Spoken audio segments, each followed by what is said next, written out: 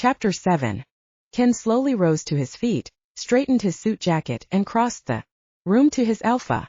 Ryota didn't budge, but Ken could see his muscles tense, preparing to fight if he attacked. Ken had spent a portion of his childhood alone and Ryota had given him everything he'd ever desired, including family. They were so much alike, and that made their relationship strained. Instead of pouncing, he handed his alpha the week's financial reports. His father was the past, though. Betty was the future. When Ryota's hands clasped on the file, Ken leaned in closer. You better kill me first, because if you touch Betty, I'll make sure it is the last thing you do.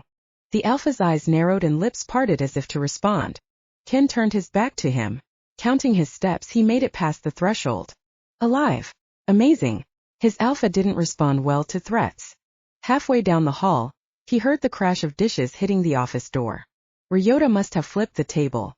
Ken took the stairs to the floor below, which was reserved for him and his staff's use. His assistant Benny watched the ceiling with wide eyes. Ryota's office was above Ken's. Benny was packed so he could clearly hear the alpha's tantrum. Ken pulled out his wallet and handed Benny his credit card. Order lunch for the staff. Today will be rough. You really pissed him off.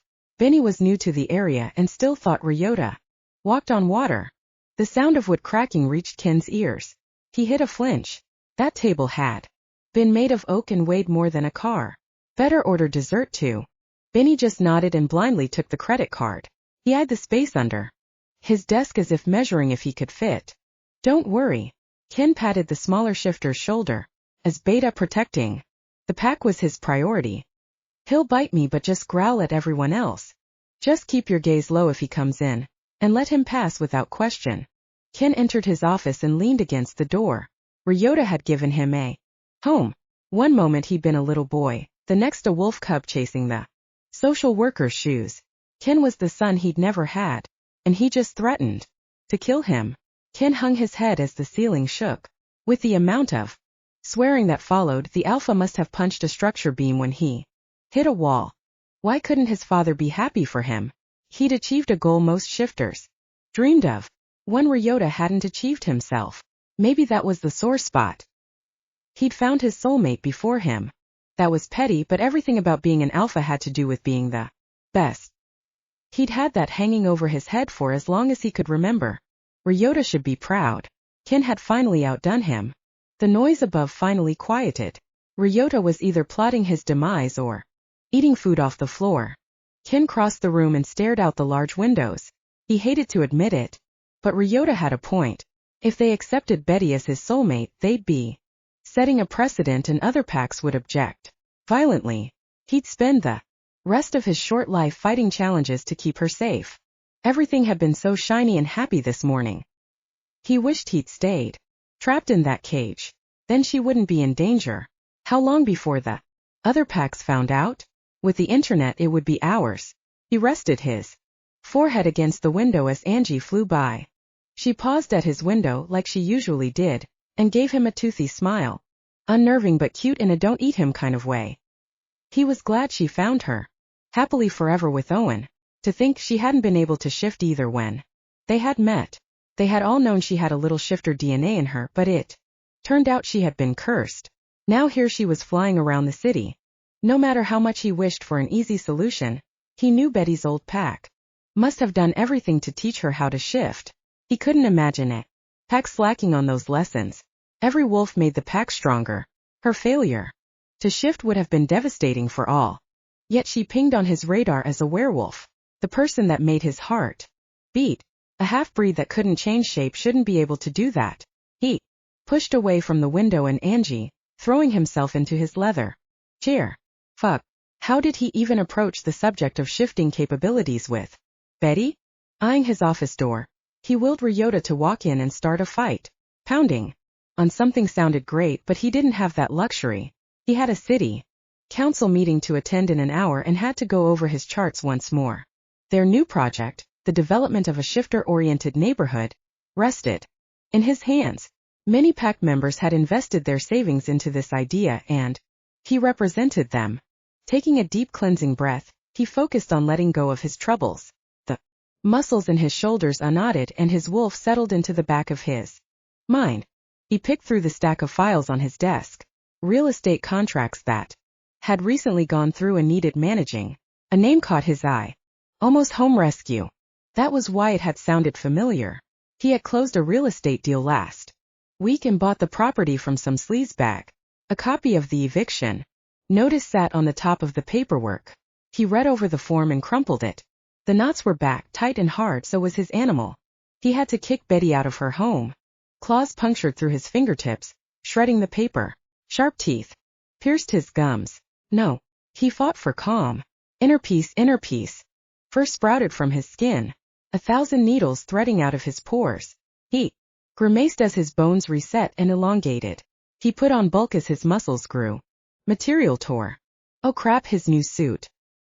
He stood at his desk, palms flat on the surface, and caught his breath. Shredded pieces of material hung from his back. He yanked the remnants of his shirt off, then tossed the rags into the corner with the remains of his shoes.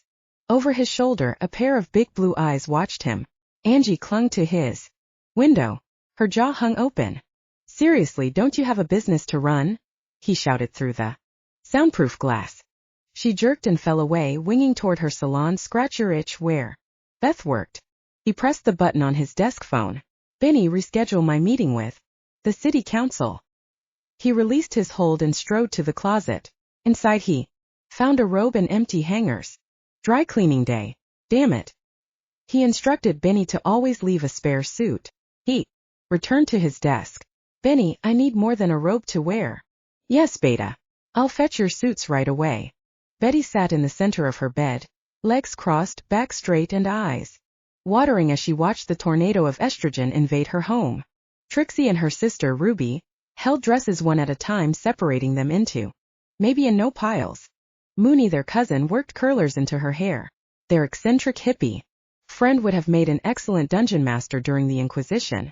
No amount of complaining touched Mooney's resolve to make Betty's dark, heavy, massive hair into luxurious waves. She had no mercy. You do realize that tugging on my hair won't make it longer, right? Tear spilled over her cheek. The skin on the edges of her hairline felt tight as a drum. She bet a quarter could bounce off her forehead. Stop squirming and I won't have to pull so hard. Mooney spoke around the hairpins tucked between her lips. She was the oldest of the four of them, but the wildest. The only time Betty had been arrested was when she'd gone dancing with Mooney on an unforgettable Saturday night. That was how she would describe Mooney. Unforgettable. Her friend dragged her long nails through Betty's hair and clasped some strands in her sadistic claws. Once I'm done with this mop you call hair, angels will stop to ask you who your hairdresser was. Trixie waved a red scrap of silk in Betty's face. Wear this one. I'm not a stripper. Betty grimaced as her hair roots groaned. Hey. Ruby shook her finger at Betty. That's my favorite dress. Exactly, Betty mumbled under her breath. There couldn't be two sisters more opposite. Ruby's motto was if it had a penis, she wanted to touch it. Trixie. Well, she was still a virgin. Ruby frowned at the pile of shoes. Betty's feet are my size, but her tastes run more towards a Catholic nun. She rubbed her chin and scooped up a pair of silver slingback shoes. How about hooker heels with? She pulled out a yellow dress that had a flowing skirt from the maybe pile. Modest school teacher dress. Oh, naughty and nice. Trixie clapped. I like this look. Mooney peered over Betty's shoulder at the outfit. I could put her hair up. And she can borrow my glasses. It will make her seem more intelligent. I'm not role-playing his fantasies. Betty dropped her head into her hands. She had lost control of her life in Ken's shifter version of romantic swoop. This morning, it had only avalanched from there. She lifted her gaze to the eviction notice taped to her mirror. With this hanging over her head, she just couldn't get excited about her date. She couldn't fix some things, but maybe after this date Ken would realize his mistake and leave her alone. Ruby set the outfit aside, crossed the small room and read the letter. You've got to be kidding me. You too. Betty's spine straightened. What do you mean?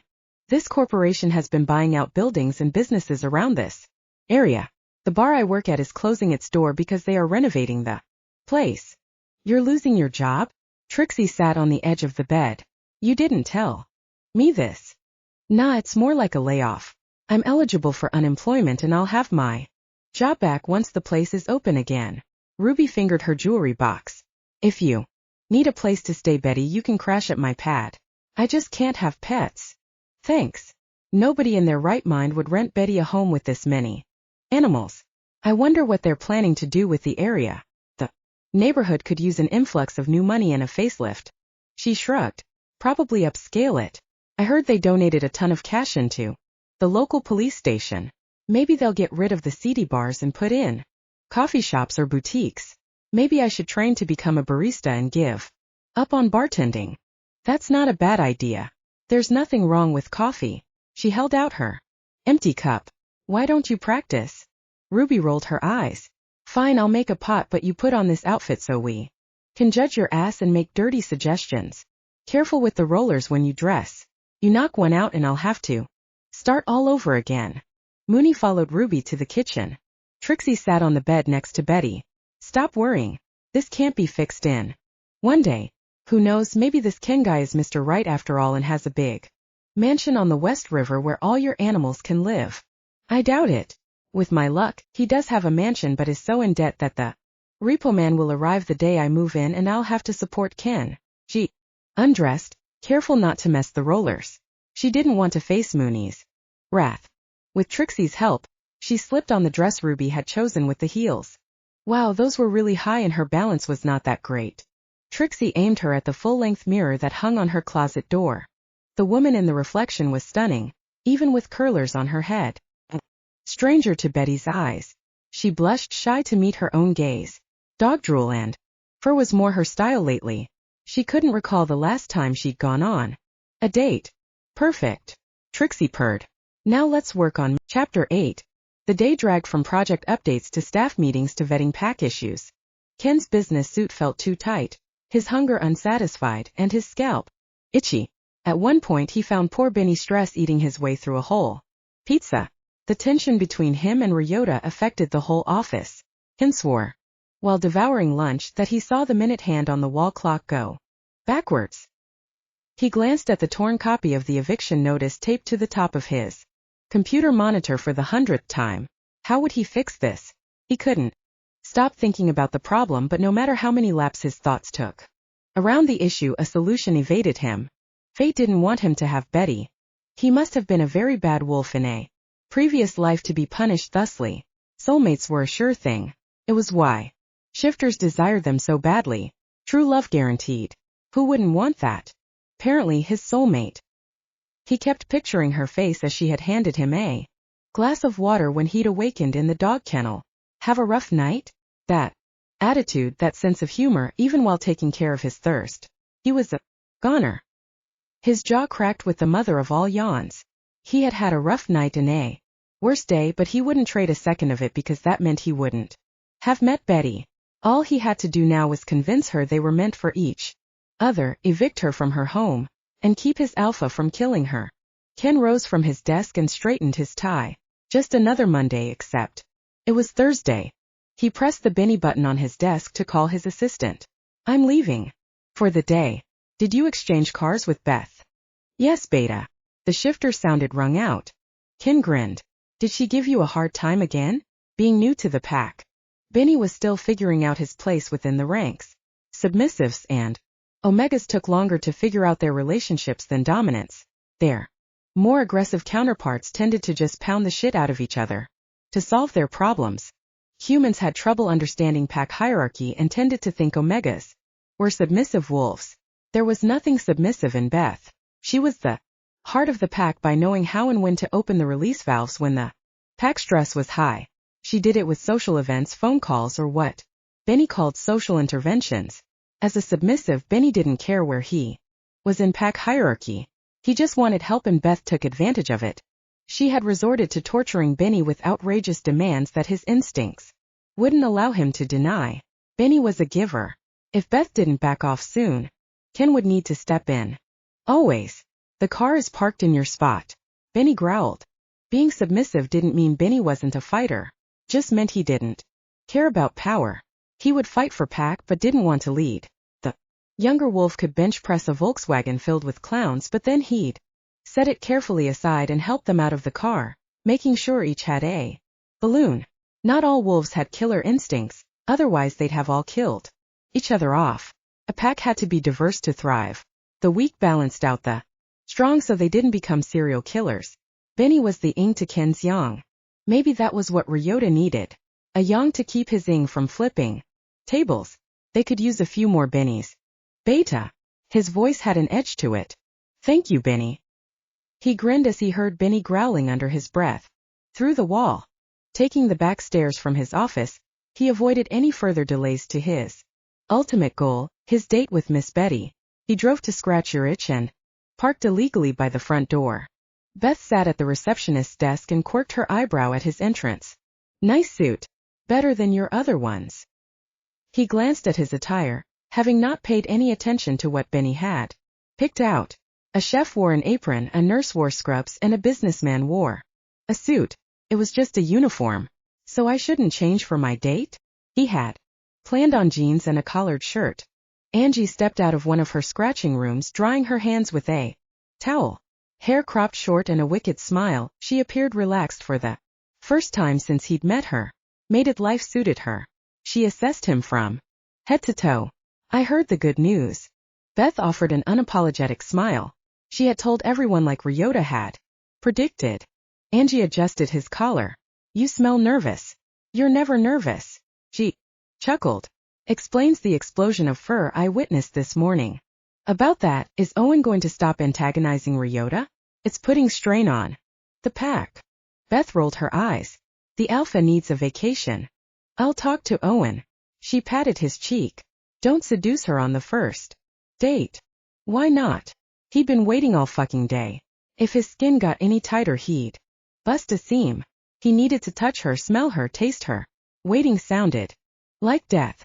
Don't get all wolf shifter on me. You'll destroy this nice suit as well. She winked. You're a terrible friend. Seriously, where's the support? He had helped her when the dragon had been sniffing around her shop. Beth lifted a notepad from her desk. Right here. All the details for your first romantic date. You let Beth plan your date? Angie smacked the back of his head. You're supposed to do that. She offered and I had meetings all day. He smoothed his ruffled hair. Did he have a smack my head sign on his back today? Beth, Ryota, and now Angie. Next person who hit him would lose fingers. Beth is better at this stuff. I want everything to be perfect, romantic. Something Betty will remember forever. Angie shook her head. At least your heart is in the right place. Says the girl who picked muck out of a dragon's scales for a week so you could hook up. He paid me. That's supposed to make it better? He liked how her face flushed red and smoke puffed out of her button nose. It all worked out, all right? She deflated in front of his eyes and he could almost see little heart-shaped bubbles popping around her head. Are you going to the orphanage fundraiser this weekend? Of course. Kenichi Incorporated is a sponsor this year. He gave her a little bow. It had taken some serious footwork to pry the money out of Ryota's claws. Without the orphanage, he and Angie wouldn't have had a home after they had lost their parents. He didn't even remember them, just vague emotions. He'd been abandoned at the orphanage as a baby. No note, no name, no history. That was why they had raised him as human those first few years. He would make sure the place was well funded so future orphans had a home. Angie gave him a hug. Go steal her heart. Then she returned to her workroom. Without a backward glance, she would be at the event. He knew because he organized the whole thing and had seen her name listed under the vendors. She'd be offering free back scratching for donations. Beth came around her desk and handed over the notepad. A canoe ride to Remshaw's for dinner, then a moonlit walk along the shore after dessert. Make sure to order dessert even if she pretends not to want any. He fingered the page. Remshaw's? That's a hard place to get a reservation. How did you manage it on such short notice? Ryota has a standing reservation for 2 every Thursday night. I know he's not using it tonight because I called him and booked a scratching session with Angie at the same time as the reservation. She held out her arms for a hug. Am I awesome or what? He gave her a quick squeeze. You're awesome. I want details tomorrow. Ken snorted. Keep dreaming. I don't kiss and tell. Not to mention he didn't want those details all over social media. Shifters were the worst gossips and The beta of Newport Pack finding his soulmate was the hottest topic. He was sure. The roads to Betty's rescue were lined with cars, bumper to bumper. Rush hour. On the back roads of the city. He lived off the interstate and had forgotten about this crawl from traffic light to traffic light. He watched as the green light turned red for the second time, yet he hadn't moved forward an inch. Gnashing his teeth, he spotted some drivers getting out of their cars. He threw back his head against the rest. Now what? Shoving the driver's side door open, he exited his vehicle, then stalked ahead of the traffic. A car halfway down the block was the source of the blockage. On hands and knees, a man was trying to jacklift his car. A flat tire and no place to park. Need a hand. Ken crouched next to the driver. He smelled like rodent. Rat. Shifter to be specific. The jack is broken. It keeps lowering, so I have to stop to up it back up. He met Ken's stare. Rat shifters didn't fear anything, even when they should. Ken hooked his jacket on the car antenna and rolled up his sleeves. You have 10 minutes to change that tire, so get your shit ready. He moved to the fender and searched for solid handholds along the frame. Ready? Yeah, man. The wiry little shifter looked like he was about to take part in pit crew. Go. Ken lifted the old vehicle. It was made of solid steel.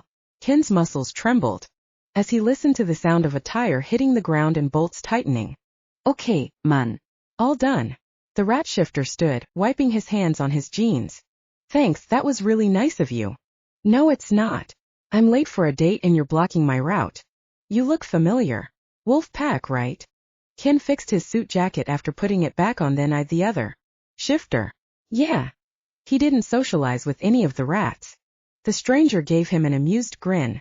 Is your name Ken? He held up his smart phone. Ken peered at the screen. His picture pasted with soulmate status. But I peer chat with your Omega. Great, not only did his whole pack know he'd found his soulmate, the whole fucking shifter community knew it as well. Good luck. The stranger raised his hand, about to slap Ken's shoulder.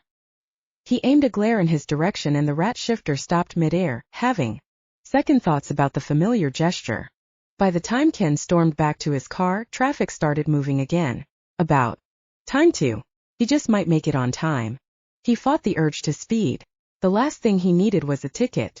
1 block from Betty's home, a protest marched on the sidewalk in front of the courthouse. They held signs with sayings "No more bullies" and "Equal rights" for non-predator shifters. Ken stopped at the crosswalk to let them pass. He had no qualms with prey shifters. Their instincts differed and he respected that, except this group stopped in front of his car, marching back and forth over the crosswalk. He closed his eyes and counted to 10, but only made it to 5 when the clock on his dashboard caught his attention. Enough. He jumped out of his vehicle, sensing his eyes shift. His claws pressed at his fingertips but hadn't pierced out of his skin yet. The protesters froze. Ken could barely think, let alone string intelligent words into sentences. They blocked his path to his mate, who he hadn't seen in over 8 hours. Bending his head back, he howled. Store windows rattled and protesters scattered. That was better. He took a deep breath and pulled his shit together. Uncontrolled shifts shouldn't occur to a werewolf of his caliber. As beta, he had to set an example to the pack. That had been a close one. He drove, turning onto Betty Street, and parked in front of the rescue. The shifter staring back at him in the rearview mirror looked haggard. He combed his hair and straightened his tie before stepping out. The front door to the rescue swung open and an angel appeared. Betty's dark hair fell in big soft curls over her shoulders. A gauzy yellow dress clung to her curves and flowed to her knees. She took 3 graceful steps before her ankle twisted and she stumbled on her heels. He caught her elbow and steadied her stance. Her luminous gaze trapped his like the full moon and he fought the urge to howl again. Thanks. She blushed. The ground was uneven. She felt light in his arms and her scent. She wiped something on his cheek with her thumb. Is this grease? I helped someone with a flat tire on the way here. He would have dragged a stalled bus across the street to make this date. He bent forward, leaning closer. Her eyes went wide as he drew, kissing close. She pressed her fingers to his lips. Easy, cowboy. He turned his head, changing his goal, and buried his face against her neck. I just need to smell you. He took a deep breath and shuddered. She smelled of sweet and gentle things, with a hint of dog. The hair on the nape of his neck relaxed. They're always better. She stroked his back. Bad day. Not in. Chapter 9. Ken's hot breath caressed her skin as he inhaled her scent. Betty couldn't ignore the facts anymore. Denial was no longer an option. He really thought they were soulmates, acted like they were soulmates. Raised in a pack, she knew the difference between married couples and soulmates. Her parents loved each other, would die for each other, but she'd never seen her dad stumble to her mother for the comfort of her scent. But soulmates, that was the holy grail for werewolves. Even their poetry and music revolved around the precious find. Ken straightened, looming over her, broad shoulders stuffed into a finely tailored gray suit. She ran her hand along his torso as he pulled away. Not sure why, since she'd seen him naked, but the suit did things to her girly parts. His luminous amber eyes held a hunger that had nothing to do with food. If he continued to give her that look, they'd never reach their destination. She was going to have her some wolf shifter for dinner instead. You look amazing. He fingered one of her big curls. Points to Mooney for the hairstyle. You don't look so bad yourself. Most guys she dated didn't even own a sports jacket, let alone an expensive suit. So where are you taking me? Was she underdressed? Dinner at Remshaw's. I've never heard of it. But she suspected a hand-me-down dress would have to do. It's a 5-star restaurant on the shores of Lake Opal. You'll love it. Oh, that's why she'd never heard of it. A 5-star restaurant with all those forks and courses. Sweat trickled down her spine as he escorted her to his car. Wow. A silver sports car. Most likely something with a fancy name she wouldn't recognize. Because she was so poor she couldn't even afford to look at pictures of that vehicle. It probably cost more than her entire life's income. What did you say you did for a living? Finance for the pack.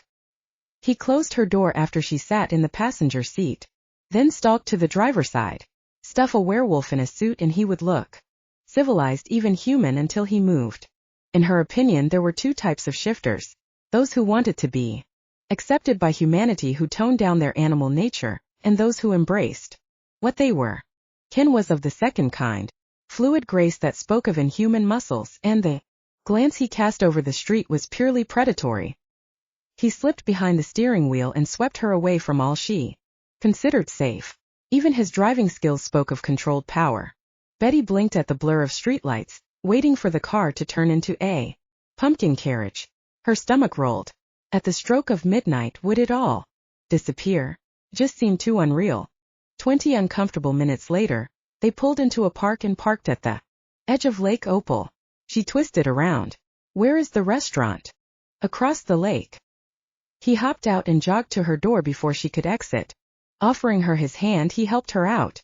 We'll gondola across. Moonlight glinted off the smooth surface of the water. That will be romantic.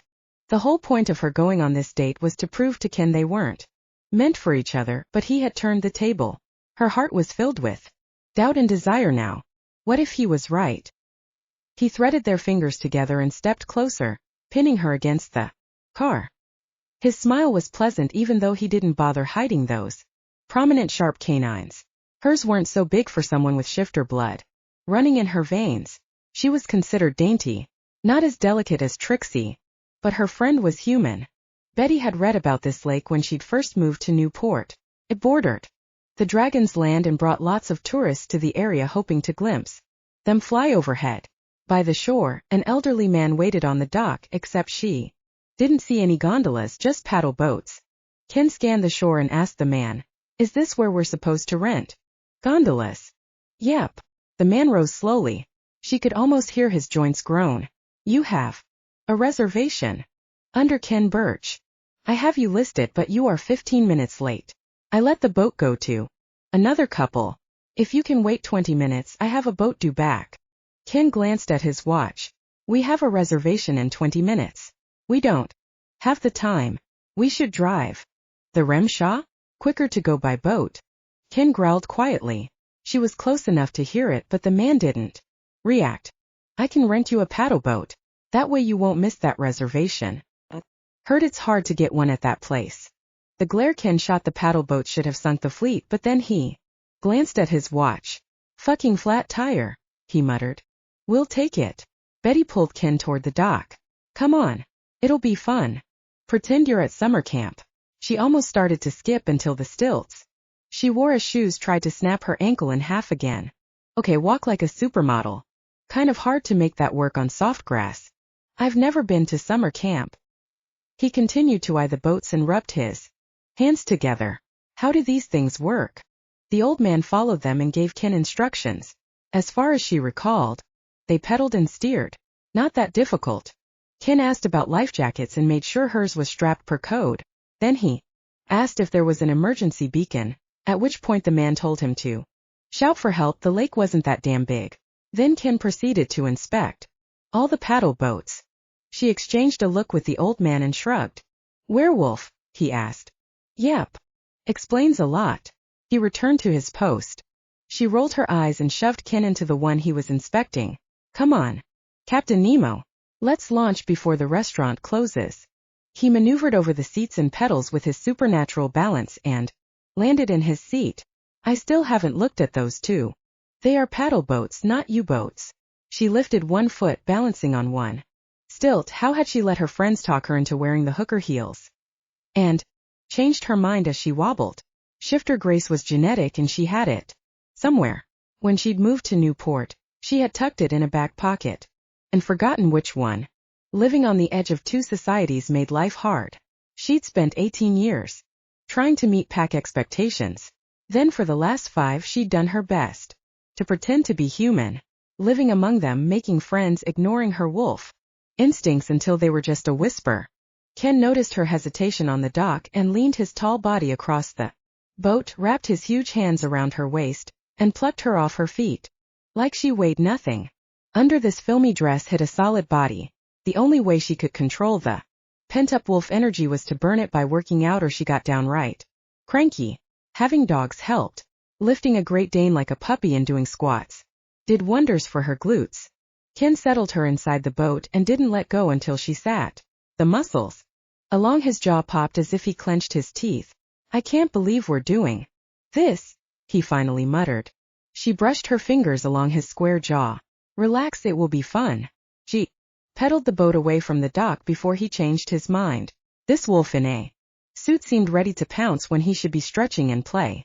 This was a date after all.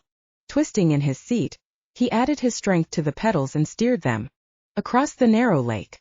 Betty regarded the body of water. The soft moonlight danced over the flat surface. The lake was shaped like a long finger and they crossed the narrowest part to what must be the restaurant. The old man on the dock was right. Over water was faster than driving around the shore. Did you know the dragons bathed in the deeper parts of this lake? No, he chuckled. She pointed north. I think I see the barrier the dragon built across the water. She wanted a better view, but the moon wasn't bright enough, so she rose to her feet. The barrier looked like thorns from the paddle boat, which dipped with her standing. Betty. Ken snagged her hand. Sit down before you fall in. I'm a terrible swimmer. She returned to her seat. You'd still jump in after me? The idea touched her. Ken was a sweetheart. The guys Betty attracted wouldn't have jumped in. Few might have reached out a hand to help her back in the boat. None of them. Hero material. Ken deserved better than poor half-breed trash. Of course I would. He tossed her a scathing glare as if surprised by her question. Just don't try to fall in. She chuckled. Okay, big man. She didn't let his hand go this time. Do you think the dragons might make an appearance tonight? I love watching them fly over the city. The black one always seems so grouchy, breathing fire and roaring. I'm glad he found a partner. They look happy flying together, and she's gorgeous with all those long feathers. Nerves always loosened Betty's tongue until it seemed like she'd lost control of her mouth. Like watching a crash, she couldn't stop it even when she realized what was happening. I never knew they could have feathers. Mind you, they're the only ones I've seen. In real life, the ones on television are always scaled, but you can't believe everything you see on TV. I watched this documentary about the Iceland clans. Would you like to meet the dragons? She stopped actively pedaling, her legs just going through the motions. How? One didn't just drive up to the castle and knock on the dragon's door. Not unless they brought their own bottle of ketchup and expected to be a snack. Angie is my friend. You know them? Sure. I don't know. Ken knew dragons. Are they nice? What a silly thing to say. She clamped her mouth and bit the inside of her lips to keep any other silly questions inside. Angie is nice. I wouldn't use that description for Owen, but he won't eat you, if that's your concern. He brought her hand to his lips for a kiss. I won't let him. Such a shifter thing to say, but her wolfy heart did flip-flops. He slowed their pace and let them drift to a dock filled with all sorts of boats, from pleasure yachts to gondolas and canoes. Hey, we're the only ones with a paddle boat. She lifted her hand for a high five. We're arriving in style. He eyed her. Don't leave me hanging, Ken. Rolling his eyes, he followed through with a hand slap. This isn't how I pictured our arrival. Life never goes the way you expect it. The restaurant had a uniformed attendant working the dock who tied off the paddle boat. Ken leaped the distance, then lifted her out like a child. He then proceeded to help her out of her life jacket and set it aside for their trip back. He played with the gauzy sleeves of her dress. Life always went according to plan until I met you. He stood so close his body heat caressed her flesh, hinting at how good he'd feel in her bed. He knew how to punch a woman's buttons, she gave him that. But every male shifter thought he was Don Juan. She leaned in closer on tiptoe, their lips almost touching. Life's a bitch. Let's go eat. Shifter females had to grow thick skins or suffer broken hearts repeatedly. She had attended a PAC-sanctioned private high school in Riverbend. Hormones, fur, and claws should have been the high school's motto. As a teen who couldn't shift, Betty's skin could withstand a nuclear warhead now. Ken slid his hand to the small of her back, his touch a tattoo on her skin. They followed a path that led to a sparkling restaurant sitting on top of the hill. Golden lights trailed from pole to pole along the path, then spread onto the gardens and patios. She paused. Private tables were set strategically among the flowers and bushes. Very romantic. She could picture the multitude of marriage proposals that must have taken place here. Soft music played and people spoke in hushed tones. The scent of shifters was heavy in the air. Not just wolf. She smelled bear and lion. Ken approached the maitre d', who scanned Betty's tattooed arms with distaste. 2 under Ryota. While the maitre d' looked at his reservation book, Ken straightened his suit jacket and scrutinized the area. Ryota? That name sounded familiar. He was the Newport Wolfpack Alpha. Ken spun around and dazzled her with a smile. The rest of the night will be perfect, I promise. The maitre d' paled. Sir? Someone is already using that reservation. Chapter 10. Pulse pounding in Ken's ears, he fisted his hand so not to strangle the maitre d'. Who is using it? The question rumbled with threat. The Alpha had an appointment with Angie at her salon. No one else should have the gall to take the Alpha's reservation but Ken. What pack member had such balls? Betty ran her hand from his shoulder to his wrist. We can go somewhere else. She pried his palm open and took his hand. No, he kept his promises. He wouldn't start their lives together by not being able to provide a decent date for his mate. Sweat beaded on the maitre d's forehead. The Alpha's parents are using his table. Ken recognized the maitre d' as pack, but he wasn't very high in the hierarchy. The shifter would know Ryota's parents, Ken's grandparents. Technically as beta he could send them away. Hell, if his grandpa found out he hadn't pushed them out, he'd be angry at the show favoritism. But Ken wasn't that kind of jerk. He loved them. They were pack elders and both treated him as a blood relative. He had a few scars to prove it. Glancing at Betty, he wasn't sure what he'd see in her face. Anger at his failed promise? She retreated from the maitre d', tugging Ken gently to follow. If she had shown one drop of disappointment, he was not sure if he could have stopped himself from demanding a table. Oddly, he saw relief in her eyes. Come on, I have another idea, she whispered conspiratorially. His ears perked. Like what? He waved the maitre d' away. Remshaw's forgotten. In a flash of curiosity. It's a surprise. I hate surprises. He'd spent the early part of his life not knowing where he'd come from or where his next home would be. Nothing in his control. Not until he'd met Ryota, who had taught him how to wrench things into Ken's control. Really, if not for those ridiculous heels, he thought she would have skipped along the path. I hadn't noticed. She winked. He ran his hand down his face.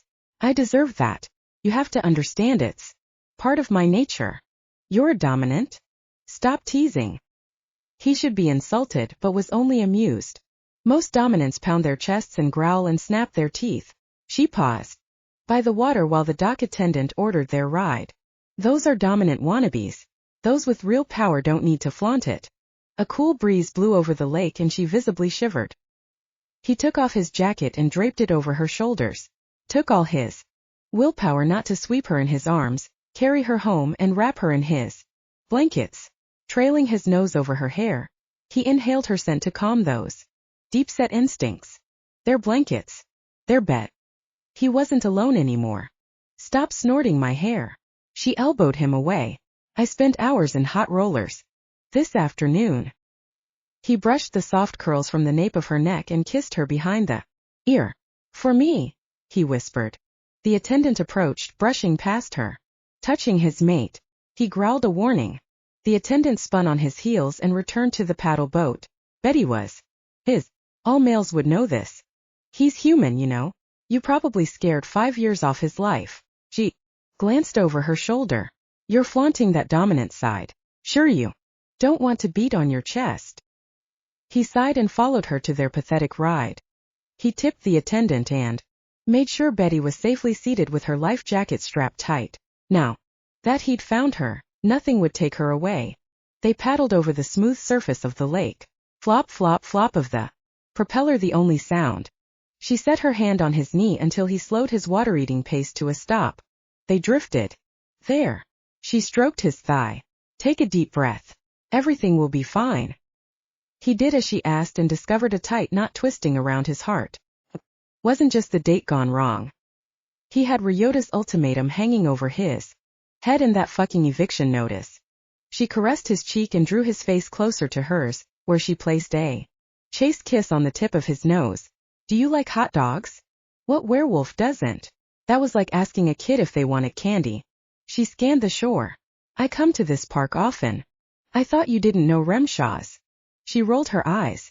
I stay on the city side of the lake, but I've never seen this park from the water. Where do you think the hummingbird statue is? He didn't want to pull his gaze from hers, content to sit here forever. Her stomach rumbled with hunger. He heard it clearly. He jerked at the sound and pedaled the boat toward the statue. Easy, Ken, where's the race? You're hungry. I'm not dying of starvation. Her laugh was a balm to his driven soul. She pointed to a deserted beach. Park there and we'll walk. Ken's eyes gleamed in the moonlight. He pedaled the boat with a single-minded determination. Betty sat on her side, feet planted on the floor, not bothering to help. Instead, she added up what she knew of Ken, who wanted to be a permanent part of her life. There were different degrees of shifters. That was how Wolfpack's hierarchy worked. She wasn't sure how other types of shifters lived, but for them, where you ranked in pack mattered. When she'd first met Ken, she'd thought low-level hunter. Hello, he'd been taken down by 100-pound Trixie. Then he'd awakened. Many hunters added their rank when introducing themselves. She'd been so intimidated at first that she hadn't noticed Ken's omission until now. Her dad was a low-level hunter. She wove her fingers with Ken's. He had nothing to worry about. She didn't care about his rank or function. She knew he wasn't Omega. Male Omegas were so rare they were like the rock stars of werewolves. Ken acted like a hunter. He stopped pedaling and they drifted onto the beach, gliding over the sand to perfect stop. He gave a sharp nod to himself as if he'd planned that move. Before she could ask, he jumped out of the boat and pulled it out of the water. Without effort. She glanced over her shoulder at the waterline a few feet from the paddle boat. Yeah, insanely strong. Much stronger than any hunter she'd personally known. Well, except the present alpha of Riverbend Pack. He'd been quite impressive. Even in high school, nobody had been more devastated about her banishment than he, but even when he'd taken over the pack the year she left, he hadn't called her home. Not that she would have gone back to him. Pack law was firm. Shifter changed shape. Period. Ken offered her his hand. Hers seemed so tiny in comparison as he helped her out. Her heels sank in the sand and she almost fell back inside the boat if not for him catching her by the waist. His scent enveloped her thick and spicy. She could almost taste him. It was comforting and enticing. She kicked off the stupid hooker heels and rose on tiptoe to bury her nose against his throat. Yeah, the smell was nice. She closed her eyes. It soothed the restless feeling inside her, the one she usually had to run or work out heavily to relieve. He stood so still as she inhaled deeply. His arms trembled as she set her hand on his solid biceps for balance, all that power and strength hidden by a pretty suit. She recalled what he looked like without it. How had she resisted him this morning? Because she was ready to strip him now. A distant ring of a bicycle bell caught her attention. She dropped back flat onto her feet. Her stomach roared. Oh good, he's still here. She left the shoes in the boat and climbed off the beach. Food was close by and she hadn't eaten since the burger that morning. Ken remained by the boat, his chest heaving as if catching his breath. Are you coming for hot dogs? He tossed her a shaky grin. Sure. His voice cracked and he cleared his throat. He jogged the short distance between them and swung his arm over her shoulders. The possessive gesture should have bothered her, but Ken hadn't made her feel like an object he owned. Male shifters tended to be territorial around women. It pissed her off and was the reason why she'd never loved Chris, the now alpha of Riverbend. The heat from Ken's body kept her warm and she snuggled closer to his hard form. Moonlight painted their path while a breeze showered them with flower petals from the blooming cherry trees. Every summer the city held a cherry picking party. All proceeds went to the local food banks. Maybe Ken would come with her this year. Bells rang again and were louder. They turned a curve in the path and spotted Brad, owner of Hot Dog Heaven, the mobile hot dog stand. Betty waved.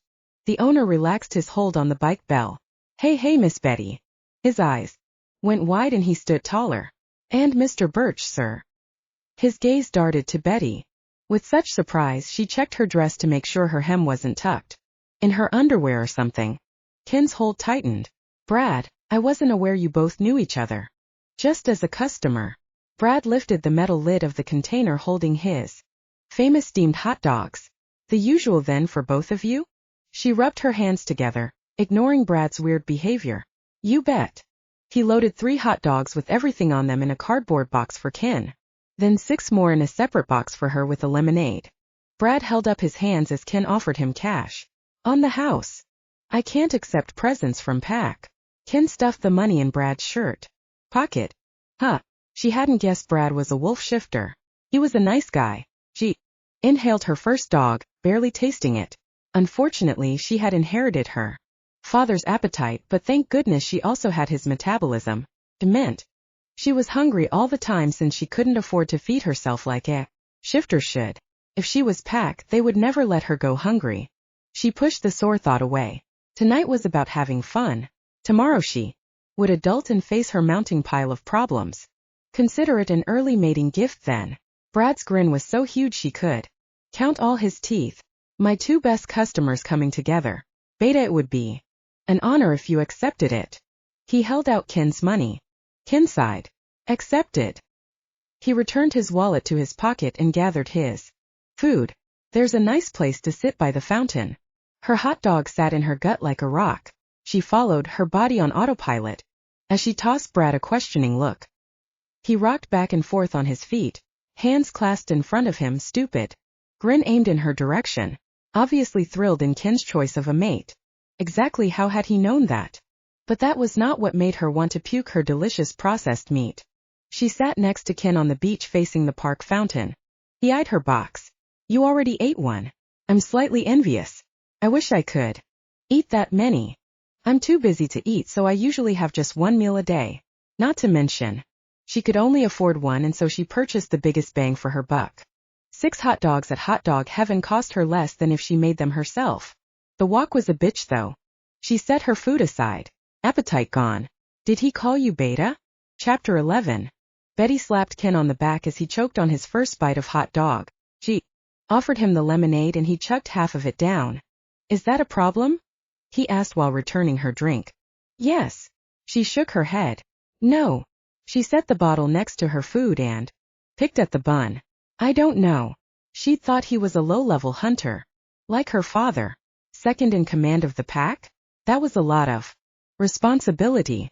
As his mate, some of those would land on her shoulders and she Couldn't even balance her bank account. You don't act like any betas I know. She didn't know any though, not personally, but he'd been waiting for her to say something. Not the truth. He deserved someone better than her. Richer, prettier, smarter. How many betas could your old pack have had? He continued eating. 9 before I turned 18, since then I don't know. I'm not exactly in the loop. 9. He set his hot dog aside. In 18 years, that's a lot. 9 or 10 years really. Before that I didn't really pay attention to pack politics. She shrugged. It was a lot though. Riverbend pack had issues. The alpha, when I lived with the pack, was difficult to deal with, so some betas eventually left to join other packs or were demoted. One even went to Alpha A pack way up north. I remember now. Chris Jenkins challenged the old Riverbend Alpha. He was only 18 and he won. Youngest Alpha on record. I hear things are more stable now. I guess. I was 18 too when Chris took over, but I was already banished. Ken glanced at her uneaten dinner, then wove their fingers together. Let's talk about other things besides pack. He kissed the back of her hand. Would you like to meet my dogs? Her heart fluttered and she sat straighter. You don't think it's too soon? Mean we just met this morning. The twinkle in his amber eyes sent a shiver down her spine. You showed me yours, let me show you mine. Oh honey, you know what I like. She leaned forward and kissed the tip of his nose. He sighed, resting his chin in his hand. I needed a night like this. A silly smile spread across his face as he stared at her, as if memorizing every detail. Desire curled in her lower abdomen. Maybe there was something to this soulmate thing, because she felt like she'd known Ken forever. He plucked a hot dog from her box and held it to her lips. You know you want it, he said in a sing-song voice. She took a bite, her appetite returning with a vengeance. I'd love to meet your dogs. Since she was about to lose all of hers. For a happy hour she had forgotten her troubles, which now returned with a vengeance. What would she do with all her animals? They'd all be strays. She continued her dinner in silence. Good. It's a date. I'll bring breakfast. Oh, mornings are busy. My walkers come for the dogs and there's chaos. Not a great environment for a meet and greet. She hadn't thought he meant so soon. That's fine. We'll do it another time. I'll still bring breakfast. She couldn't stop smiling. Her life was falling apart, but Ken made her feel safe. She leaned against him, rubbing her face against his shoulder in a sign of affection. Just as quickly she pulled away. The last few years she'd been working her shifter upbringing out of her behavior. In less than 24 hours with Ken it was returning. That didn't happen when her dad visited. We talked a lot about me. Tell me something about yourself. What was it about him that drew out her shifter side? Around him she didn't need to pretend to be something she wasn't. Not like with Trixie or her other human friends. I'm a Virgo. She snorted. There's not much to tell. What would you like to know? Tell me about your parents. Safe topic. She loved hers and it was an opening to tell Ken they were on their way here to meet him. If that didn't chase him away, then she'd take this soulmate thing more seriously. They're dead. She restrained the urge to smack her forehead. Sorry to hear that. Where was the hole she could crawl into? Was it recent? She was so smooth. It was a wonder that she didn't slide off the chair like a gross slug. Inside, she punched herself in the face. He slung his arm over her shoulders, pulling her closer. Don't worry about hurting my feelings. I never knew them. I grew up in a local orphanage until I was 10. My alpha adopted me once they discovered I was a shifter. Not only was he the pack beta, but the adopted son of the alpha. Great. No pressure. And she was worried about him meeting her parents. The hot dogs weren't sitting well in her stomach. You look pale. Are you okay? Just ate too much. Let's get you home. He scooped her into his arms and stormed the beach where he had parked the paddle boat. She thought she'd had her fill of dating dominant males in high school. She rested her head on Ken's shoulder. There was a huge difference between someone caring for her instead of caring to own her. She'd been alone for so long. Maybe Ken was a good thing? Living among humans just hadn't filled the hole in her heart. They treated her nicely and as one of their own, but they didn't understand some of her instinctive reactions. If she snapped her teeth at Trixie, her friend took it very personally and gave her weird looks for days. Being with Ken reminded her of life before Newport. He settled her inside the paddleboat and shoved it easily onto the lake with his shifter strength. She twisted in her seat. Beta, huh? He flexed his biceps. Undefeated. Shifters admired strength and prowess. To climb the ranks and keep their position they had to fight. Being his soulmate would be bad news for Ken. Wouldn't be long before someone tested her by picking a fight. The challenge ring would be the death of her since she couldn't shift. Ken taking her place was the only way she'd survive. The others in his pack would see her as a weakness. If Ken ever wanted to be alpha, he needed a strong mate, not a half-breed shifter wannabe. What was she getting herself into? Eviction, parents, pack politics, all of it wouldn't matter if she could change shape. All her problems would go away. She'd be pack and truly sense the soulmate bond. She could live with Ken and her parents would trust her judgment. Most importantly, Ken's father would accept her into the pack where she could fight for her own place and not lean on Ken's protection. She fiddled with the hem of her dress, staring at her lap as they paddled back to the dock. Her motivation to shift had dried up years ago. Are you sure we're soulmates? Letting the paddleboat drift, Ken turned in his seat to face Betty. Eva. Never been more sure of anything in my life.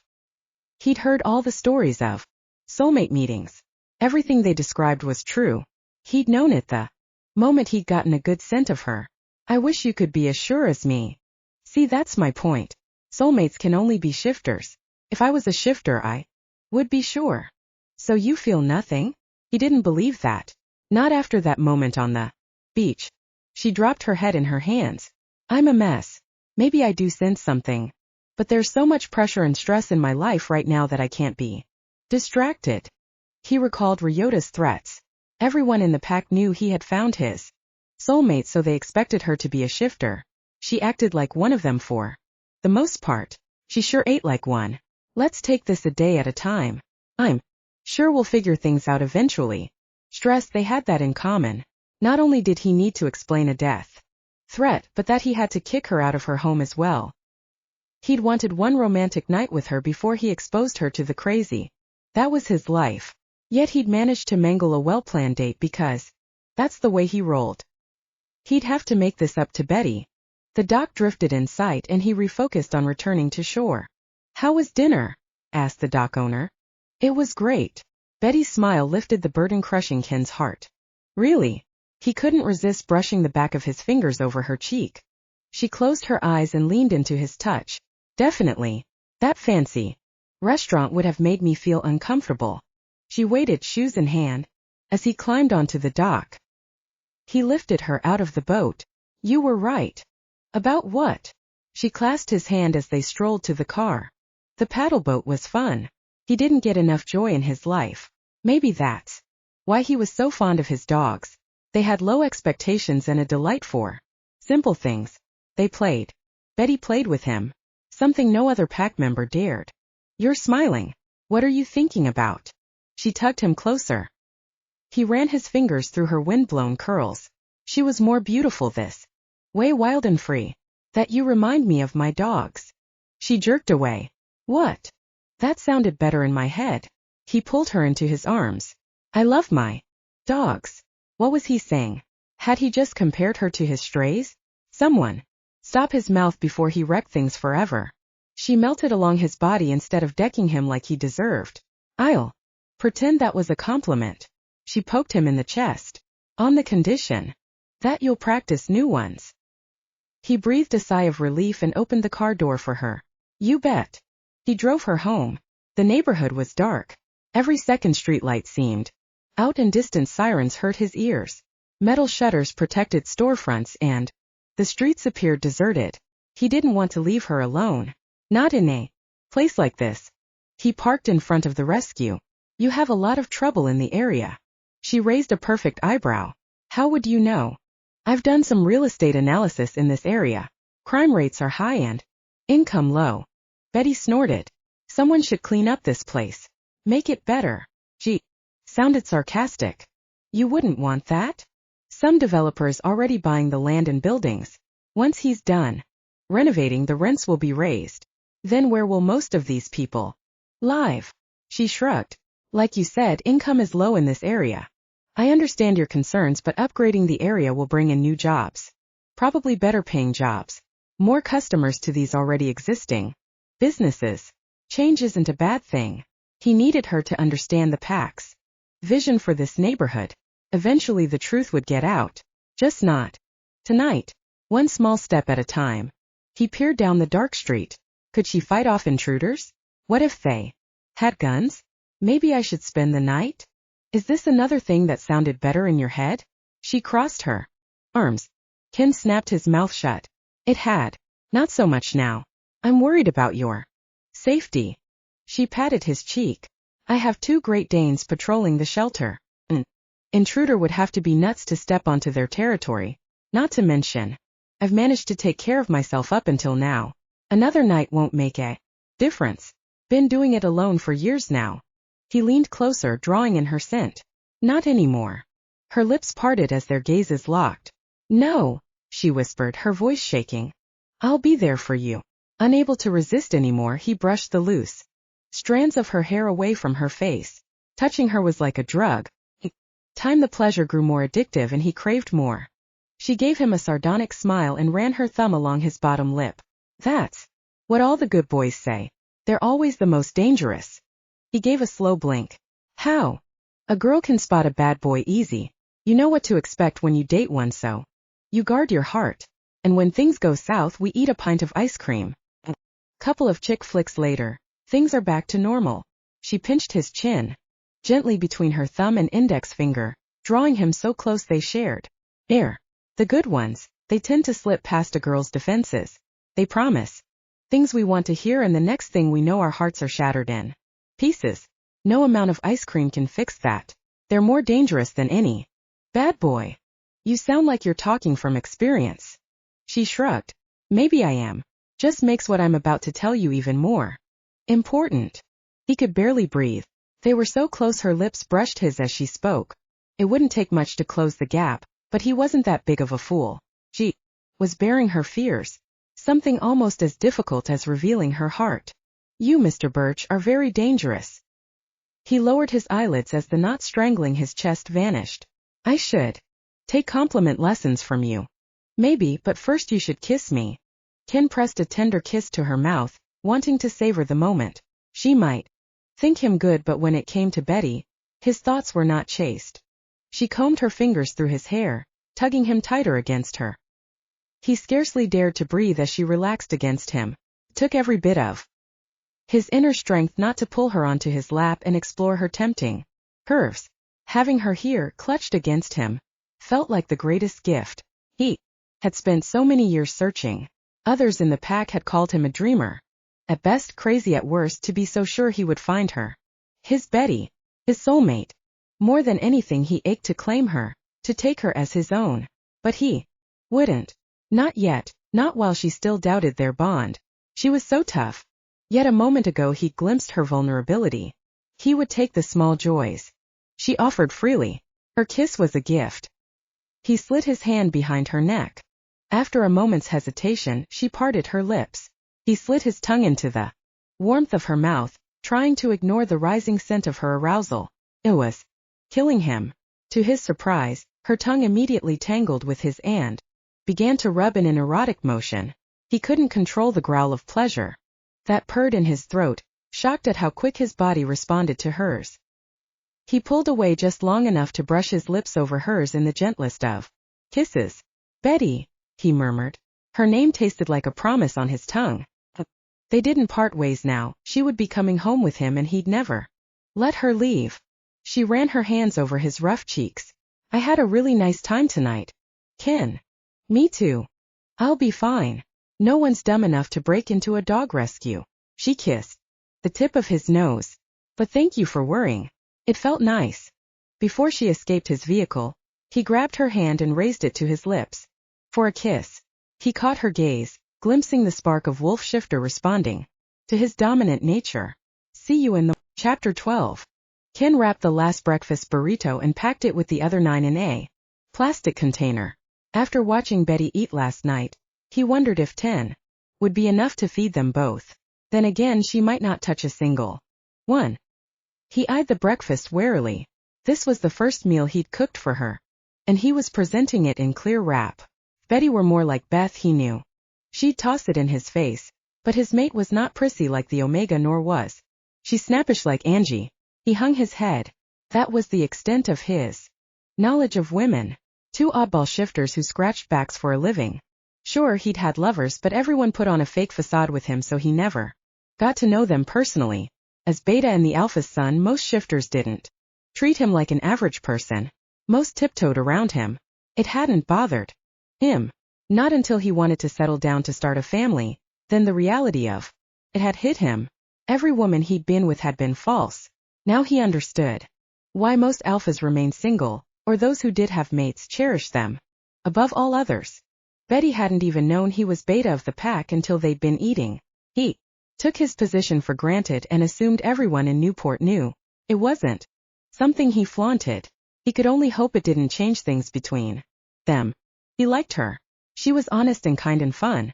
She'd had more than enough reason to complain about their disastrous date, yet she'd turned it all around.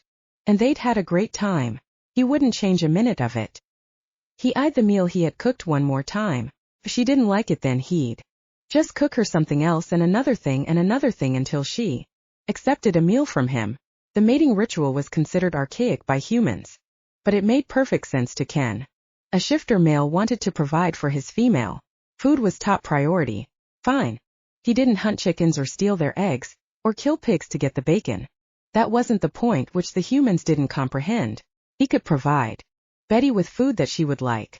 Once she accepted his meal, he would work on her other needs like shelter and safety and sex.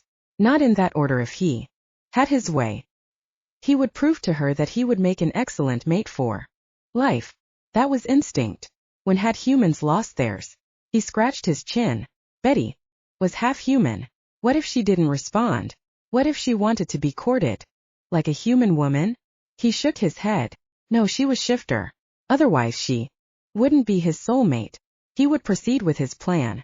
Even though he hadn't slept all night, he still felt like he needed to run and burn off some energy. He had to explain their dire situation to Betty today. That if she didn't prove she was a shifter by changing shape, Ryota would be forced to take her out of the equation before the other packs took things into their own hands. Ken wiped his sweaty hands on his pants and paced the kitchen, stretching the tense knots out of his shoulders. Hey Betty, I made you breakfast. Hope you like eggs. By the way, the Alpha has threatened to kill you since you're technically not a shifter, so maybe we can practice changing shape today? Every scenario he played in his head ended badly. From Betty slapping him to her walking out of his life forever to her trying to kill Ryota. There was no nice way to explain a death threat.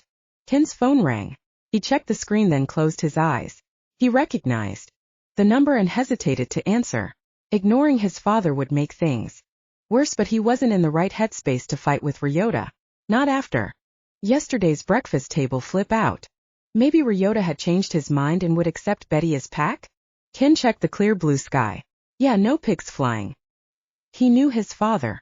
If he didn't answer, he'd spend the day hunting him down. Good morning, Ryota. Explain why you've canceled all your meetings today. And tomorrow. A snarl crackled over the phone. This will delay the pack's expansion project. I know. That had been part of his plan. It would give him time to figure out what to do with Betty and the eviction notice he'd found in his file. But the welfare of my mate comes first. Unless you've changed your mind about her being pack. Silence was his answer, but he could hear Ryota breathing. I can't, he finally whispered. I contacted her old pack and spoke with the Alpha. He emailed her file. They gave her all the training, Ken. The Alpha prior to this one even tried to force a shift. Ken flinched. A forced shift hurt. It was when the Alpha used pack magic to command a shape change.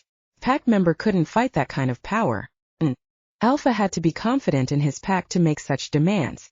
Ken had never witnessed such a barbaric ritual, and he hoped he never would. No wonder Betty had left Riverbend. With those kinds of memories he would have as well. And nothing happened. Not even a partial change. She's human.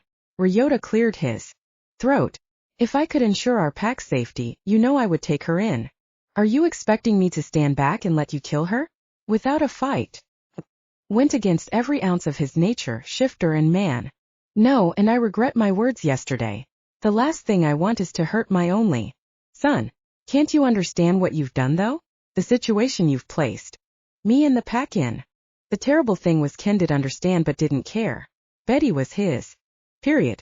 None of the other packs would allow his and Betty's union if Betty couldn't change shape. Not after claiming she was his soulmate. That would break too many laws. I spoke with other pack alphas and we have an alternative. Disavow your claim. Leave her and never see her again. He gritted his teeth. He wanted to hate Ryota. He really did. But he also knew the position he'd placed his alpha in. Ryota had been grooming him to be alpha since the day he'd adopted him. She would live. That's all I can offer. In his way, Ryota was giving him an option to save the one woman he was meant to spend his life with. Ken disconnected the line before he said things he might later regret. To save Betty, he needed to give her up. However, not without a fight. They needed to talk, perhaps yell on her part. He grabbed breakfast and drove to her home. The eviction discussion would happen another day. One disaster at a time. He wasn't much of a multitasker. She answered the door on the first knock, long dark hair a tumbled mess. A white tank top covered her red bra, which exposed the intricate tattoos on her arms, and she wore a pair of Daisy Duke jean shorts. Lord have mercy. Oh good, it's just you. She grabbed him by the waistband and pulled him inside. I thought you were the dog walking ladies. She set the breakfast he'd made on the rescue's waiting room service desk. Help me leash some of the dogs. The walkers will be here any second and I'm not ready. She vanished into the kennel room. He followed, unable to tear his gaze off her shorts as she bent to unlock a dog door. What's going on? She'd been speaking English, he knew this for sure, but his brain had locked down when his eyes had soaked her in. He hadn't thought she could possibly look any more beautiful than last night, but he was wrong. I woke up late. Every morning a group of volunteers walk some of the dogs. The animals need it. She released certain canines from their kennels. Leashes are on the desk. She moved from dogs to food dishes and watering bowls. Frantic tails wagged and a few of the bigger dogs dared lick his hands. He stroked their heads and tried to attach leashes as the licks grew bolder and covered his face. He finally leashed the first dog that had approached him. Most dogs instinctively were frightened by shifters. They needed to get used to their scent first and figure out they weren't on the menu before trusting a shifter to touch them. But Betty smelled like shifter, so these animals weren't shy, just wary due to dominance he naturally radiated. Most animals picked that up right away, including other shifters. Not his. Betty. She just went ahead and commanded him like she had a natural right. He smirked. In a way she did. Maybe she sensed their bond after all on a subconscious level. She tossed him a heart-stopping smile. They're not afraid of you today. He released the breath he'd been subconsciously holding. What do you mean? He could stare at her all day. The dogs milled around her like a furry hurricane of joy and love. Absolute trust that she cared for them. It was a thing of beauty that he, as a beta, admired. He worked hard to earn his pack's devotion. Betty did it without effort. They were terrified of you when we dragged you inside yesterday, barking so loud I had to put them out in the yard just to calm them down. He snorted. Of course they were. I was in beast form. He continued leashing the closest dogs. Who wouldn't be? She herded the last of the animals his way. Your modesty is astounding. And my honesty. Don't forget that. He now held the handles to 6 leashed dogs, all of the smaller variety, 3 leashes in each hand as the animals tangled around him in chaotic loops. Sit! He shouted before they tied him in knots. They sat, tails between their legs, all of them staring at him in earnest. Betty stopped mid-stride. Beta. He winked at her. Don't think your trick will ever work on me. He would be disappointed if it did. Someone knocked on the front door and Betty pushed past him to answer, leaving him with the canines. He knelt and scratched their ears. If you guys keep making me look good, there will be treats later. He noticed the bright yellow eviction note on her desk. That cursed thing. He wished he could burn that letter and be done with it, but Ryota had only managed the sale of the land. They didn't own it. Other shifters in the pack did and depended on him so they could build their businesses once the project started. Where would Betty go? He wanted her to live with him, but he couldn't house all these dogs. He knew what it felt like to be orphaned. They needed homes of their own. Oh, he had an idea. He snatched the eviction note and stuffed it in his pocket. I heard that, she called from the other side of the door. So she had shifter hearing too. He exited the kennel area and in the waiting room came face to face with 3 mature women, each of them holding a breakfast burrito. So nice of you to provide breakfast for us, Betty, the one with gray wiry hair spoke. And who is this? The shortest of the group squeezed his biceps. Is he up for adoption? Ken felt his eyes widen and he tossed a desperate look at Betty. He had cooked those burritos for her, so she was going to play hard to get. She leaned against the counter, a huge grin on her face. No peace taken. Ladies, are you the walking volunteers? He handed over the leashes, 2 per walker. The dogs yipped in excitement. Yes. The women juggled dog leashes and burritos, then they waved goodbye. Betty's smile faded. Do you have any plans for today? All the good feelings warming his blood turned to lead and Ryota's ultimatum weighed heavy on his heart. We need to talk. Sounds ominous. She held up a burrito, catching his gaze before taking a deliberate bite. He grinned. His chest swelled as he watched her inhale the meal he'd provided. If heaven could manifest into something tangible, something she could hold in her hand, then Betty could claim she just put it into her mouth. Egg, peppers, onions, bacon, sausage with gooey cheese. Her vision blurred as her taste buds exploded. Where did you get this? I made them. His predatory grin widened, showing all his pearly whites. He leaned his elbows on the other side of the counter and drew closer. Do you like it? You cook? You need to stop impressing me. Your pedestal is growing higher and higher. If you fall, you might break something. A blush coated his cheek in the most adorable shade of pink. She blew hot air on her fingernails and polished them on her shirt. Still had. What do we need to discuss, Mr. Ken? Maybe we should go for a walk. He cast his gaze over the back wall behind her. Now you're scaring me. Why? Because you want witnesses in case I try to kill you. Come on, I grew up in a pack. I know the rules of engagement. Shifter children weren't raised like humans. Their violent lives needed more monitoring and harder lessons. The rules of engagement being among many things they learned. They defined the circumstances, conditions, degree, and manner in which the use of force or violence when confronting an adversary. Ken crossed his arms, brows furrowed, and loomed his full height over her. Nice beta stance. She finished the last bite of her burrito and offered him one. He rolled his eyes and snatched breakfast from her hand. You must have been a handful as a teenager. She showed him her painted arms. My mom swears her premature grays are all my fault. She loved her mom to death, but she was human and tried to push their ways on Betty. Deep in her heart, Betty believed she was shifter. Finding Ken only proved it. Being pack had been so natural. She had to act to be human. Watch her every move and word. And your dad? Who do you think helped pay for these tats? What could she say? She was a daddy's girl. Shifters, tattoos, and motorcycles. This is my favorite so far. He traced the flowing script around her biceps. So far.